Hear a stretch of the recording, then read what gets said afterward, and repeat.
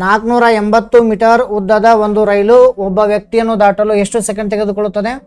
16 second ತೆಗೆದುಕೊಳ್ಳುತ್ತದೆ. ಹಾಗಾದರೆ ರೈಲಿನ ವೇಗವೆಷ್ಟು? So 120 km/h, 108 km/h, 160, 150 km/h. ಆಮೇಲೆ ನಾವು ಯಾವ ಥರ ಸಾಲ್ವ್ ಮಾಡಬೇಕಂದ್ರೆ 16 ಸೆಕೆಂಡ್ಸ್, ಇದು ಸೆಕೆಂಡ್ಸನ್ನು ಬರೀಬೇಕು. Is equal to train length is 480 metre into 3600 divided by TS. Okay, so TS ಅಂತ ಬರ್ಕೊಡ್ತೀರಿ. TS ಈಸ್ ಈಕ್ವಲ್ ಟು ನಂತರದಲ್ಲಿ 16 ಸೆಕೆಂಡ್ಸ್ ಕೆಳಗಡೆ ಇರಲಿ 480 ಇಂಟು 3600. ಈ ಥರ ಮಾಡಿದಾಗ ನಮಗೆ ಏನು ಸಿಗುತ್ತದೆ? km/h ಸಿಗುತ್ತದೆ. ಸೊ 16 1 16, 3 4 3 ಇದು 0 ಇದೆನಾ?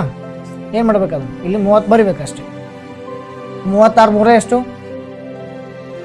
108. ಆಮೇಲೆ 8 0 ಇದೆ, 30 10 20 ಅಂದರೆ ಏನಾಯ್ತು ಇದು? ಸೊ ಮೀಟ್ರ್ ಆಯಿತು. 1,08,000 ಮೀಟ್ರ್ ಆಯಿತು. 1,08,000 ಮೀಟ್ರ್ ಬಂತು. ಇದನ್ನು ಕನ್ವರ್ಟ್ km/h ಕನ್ವರ್ಟ್ ಮಾಡಿದ್ರೆ 108 km/h ಅಂತ ಬಂತು. ಇದು ಆನ್ಸರ್.